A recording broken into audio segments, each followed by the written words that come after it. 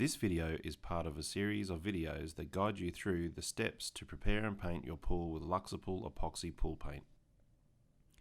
In this video, we will show you how to test if your pool has an epoxy coating.